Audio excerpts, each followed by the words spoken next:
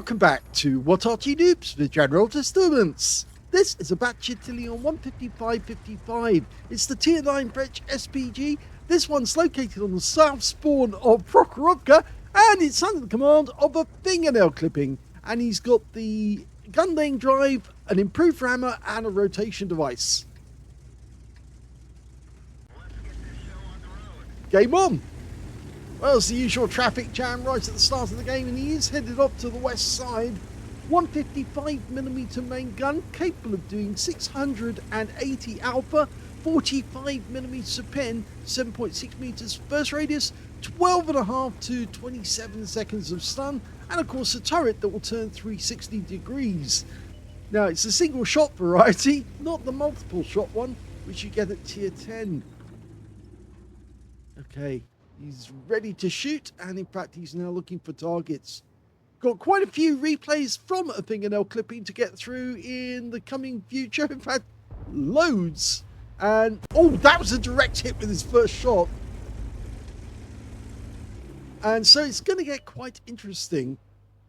Yeah, it's not just the Bat Chat, but also an FP304. He's been hard at work producing masses of replays. Sometimes that could be the reason if you have to wait a while for your replay to get shown. Another direct hit. He's getting blind hit after blind hit on the enemy. Yes, if you send in a lot of replays all at the same time, then obviously it makes it difficult for me to get them all done.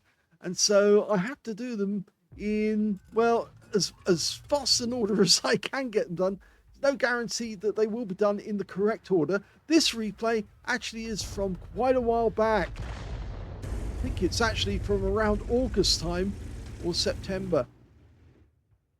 I do have replays from even further back to get through, and so I'm trying to work my way through them.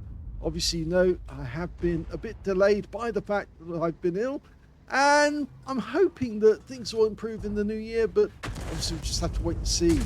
Another direct hit, this time actually hitting the Super Conqueror. Fingernail clipping loves to pump the shells out. Oh, he's just found out where one of the enemy Arty is. Yep. He's actually now looking to fire counter battery. He's firing the round in there because he thinks the enemy Arty was behind that bush. He saw the tracer. I did as well. So he was trying to work out where to put the shell. Now he's spotted that the fence is down, and that's a good sign that somebody is in the tank destroyer position. He could send a shell in there to wake them up and say, no. If you go to that position, you are likely to get struck. I say that's the tank destroyer position because obviously that's where the tank destroyers tend to go. But look, there's a broken fence here. And that's where the light tanks like to go as well, into those bushes. So he's going to fire one in there and try and wake that guy up. Now, he did knock the tree over, so he's smart enough to know I'm going to move elsewhere and hope that that tree will then decoy the enemy Arty and let him go after that. Yes, any clues like a tree going down or a fence being busted, it's usually a sign that somebody's in residence. Well, he fired a round in there, but I think he actually made it worse for our team because he actually felled a tree, which could be used as cover. Mind you, look, he's got these targets here and certainly like to make a mess of this panzer wagon.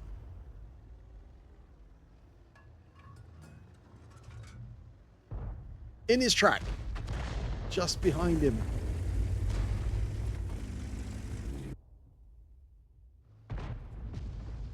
Now that Kampfpanzer 7, he's gone down, and I thought for just a second we saw the Kunstpanzer was actually in the tank destroyer position and just abandoned that position, having lost some hit points. So it could be that one of his rounds actually did strike the Kunstpanzer. Now, we're only one tank down, but it is an early on in the game. IS-7, round south. Direct hit for 170. It's very easy when you're using this Arty to position yourself in such a way as you can move horizontally on the map and just change position, which makes it very difficult for any enemy Arty to get a counter battery unless they can see you. Rounds out. Close to where the FV4005 was, the Heshbahn. Yes, you know, we call it Heshbahn. Other people call it something else. Oh, yeah, we've just had an aircraft crash. Now, I actually saw a video by the Mighty Jingles just today. In fact, actually, he's recorded the same video that we did about 2 or 3 weeks ago when Rorik sent it in. And it's interesting to see his take on the same video because obviously he sees things from a different perspective. And he asked about the aircraft that crashed. And, well, it's a 4-engine bomber. And, in fact, it's supposed to be the America bomber, which is the aircraft that the Germans were intending to use to attack the New York and Washington. And they were going to do it by flying from France or from the Azores.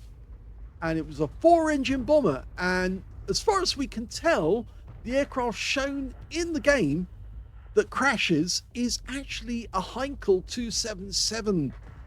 And the reason we know that is it's got a single vert stab. The vertical tail at the end is a single one. If it was a double one, it could be the Messerschmitt 264.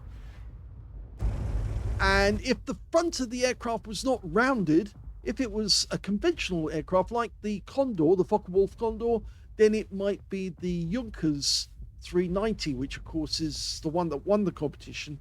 But they never produced any of them for attacking America, so it never happened. Now he's just seeing if he could get a counter battery if the enemy Arty had moved. That was a reasonable guess that the Panzerwagen was going there, but unfortunately he changed course. The reason we know it's the Heinkel 277 is the rounded nose and the single vertical stabilizer at the rear of the aircraft. That and the fact that it's 4 engines as well means that it has to be one of the America bombers.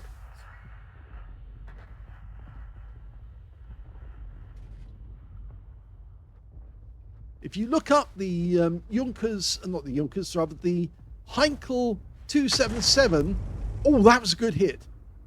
286 on the Kunstpanzer. If you look up the HE 277, there is somebody who's made a model of it, and yes, it does look exactly like the aircraft that crashes in World of Tanks on Prokhorovka. In fact, it's not just crashing on Prokhorovka, it crashes on Malinovka and also on Cliff as well.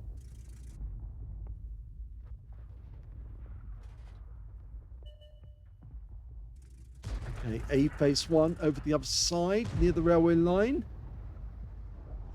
Notice how quickly the thing dials in. Once you've got the rotation device, it's very quick to dial in. He does get a hit and changes position straight away. 2 marks of excellence already. We're 3 down on the enemy, so they're actually doing rather well in that sense. But if you look at the hit points, we've got more hit points than they do. So obviously they're pushing it. And even though they've got more tanks, they're suffering a loss of hit points. Rounds out in the IS-7. That was a nice one.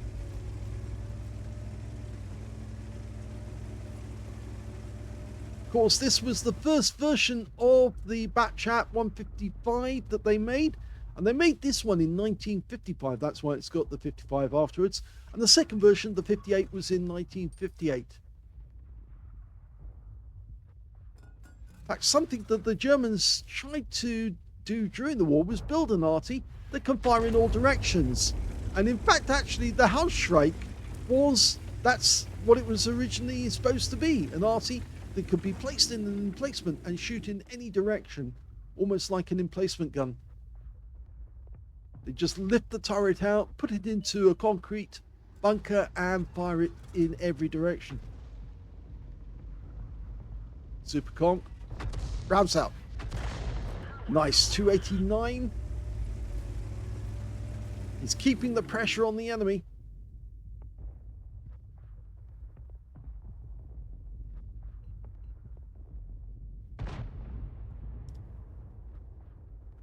Now you actually get 36 rounds of ammunition normally in this Arty. With the special HE, the non-stun variety, it's 830 alpha and 56mm per pen, but you have to get the shells a lot closer. And with the armor piercing one, which is actually loaded at the moment, it's 460 alpha, but 268mm per pen. So if you're going to use that on a heavy tank, if you can get it to hit, then obviously it will do a lot of damage.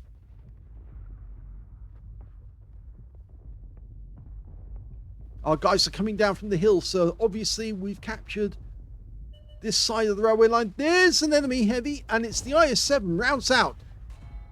And it hit the target, but enemy Arty's trying to counter battery and missing. Yes, very nice. You made a hole in the ground, but now we can move back into that hole, because obviously you now know there's no Arty there, and we can be there, and you won't realize that.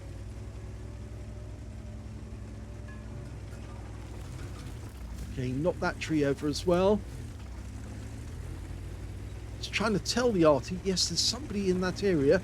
So fire your shells there and waste them again. The enemy Arty, by the way, is an M53, M55.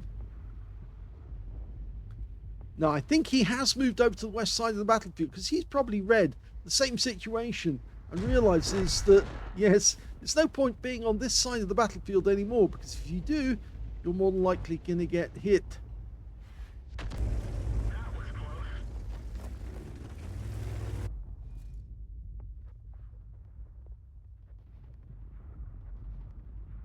So he's looking for where the M53, M55 may have relocated to. Somewhere over this side. Going to try and put another round on the IS-7. Rounds out. Okay, and he's moving straight away. You can see he stayed watching, but he was able to move the vehicle straight away by just pressing the appropriate buttons. The IS-7 is going to go down to the Cobra.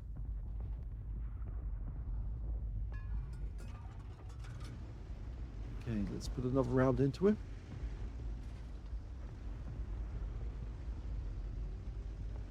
Rounds out. And 149, making him a one shot. And in fact, he does get killed, and he's taken out by the Jagdtiger, not by the Cobra. And the Jagdtiger's right the way down at the center line. Now, we still can't see that A phase 1, but that might be because he's moved over to the west side of the map. No, he hasn't. He was just unspotted, and now we can deal with him. He's gone. The gorilla got him. Now, the enemy gorilla, he just got tracked, I think, and burned his repair kit. And, oh, that shell went in just afterwards. It's a pity, because we might have been able to get that.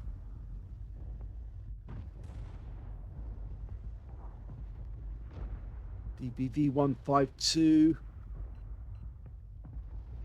Stop to take a shot. Okay, rounds out. Well, that's kind of ruined it for him, because now he's stunned and he's damaged.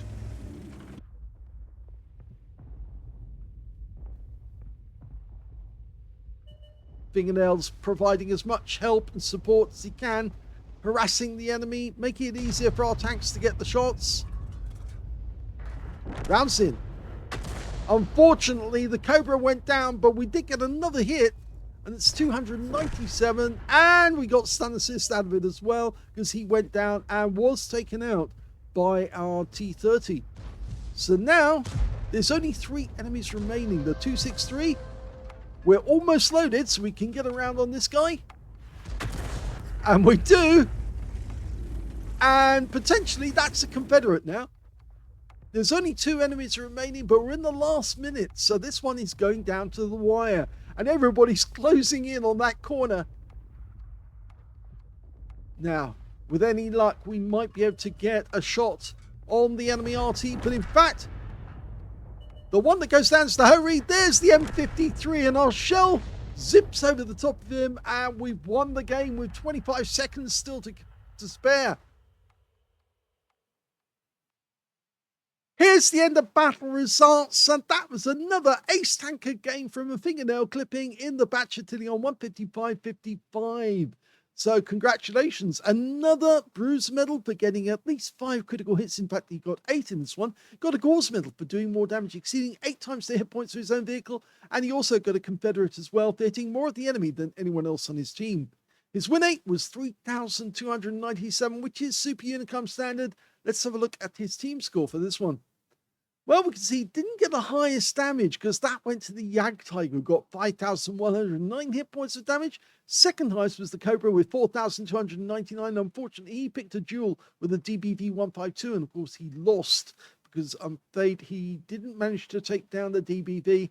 And yes, that big gun really did count. And 4,109 hit points went to our Strip 103B. And you can see there is fingernail clipping. He's actually in 4th place when it comes to damage with 3,608 hit points. And of course, the Gauze and the Confederate. The Leopard prototype, he picked up a Leather Slaves medal and a patrol duty out of that game. When it came to kills, we can see top scorer was the Jagdtiger with 4. Also, the Cobra got 4. And 3 kills went to the Leopard prototype. 2 kills went to the Strip 103B in 3rd place. But we can see fingernail clipping didn't get any kills, but of course that helped him to get his Confederate. And when it came to base XP, we can see he's actually in 4th place again here because he managed to get 1,354 for the Jagdtiger, 1,344 for the Cobra, 1,211 went to the Leopard prototype in 3rd, and in 4th place there's fingernail clipping again with 1,034. So he got 4th when it comes to damage, 4th when it comes to base XP, but didn't get any kills. Let's have a look at the detailed report. He fired 29 rounds in that game. So basically, as soon as his tank was loaded, as soon as his SPG was loaded, he fired the round and got a shot onto target. 12 direct hits on the enemy, none of them penetrated, but he did get 19 splashes as well. 3,608 hit points of damage. He damaged 7 of the enemy, didn't get any kills. Of course, that helped the Confederate. And he got 1,509 hit points of stun assist off 15 stuns. Now, he played this one on a free-to-play account, and he actually made a loss. 1,719 credits lost. It's not a huge amount, but it is a loss nonetheless. I think if he had been on a premium account, he would have made a profit. But on a free-to-play account, his XP is positive. He got 2,068 XP out of this one, and 1,104 because he got a bonus for completing a mission of 1,000 free XP. So they are always useful. So a nice game with the Gauze, quite a lot of medals. I'm afraid this one has been waiting since 24th of August. I know a lot of you say, well, it doesn't really matter if it does have to wait a little while, so long as we see it in the end. And that's the main thing, I think. So well done, fingernail clipping. That's the first of, I think, about a dozen I've got to do for you in the near future. So I hope you enjoyed that one. If you did, please give this video a like, and thank you for watching.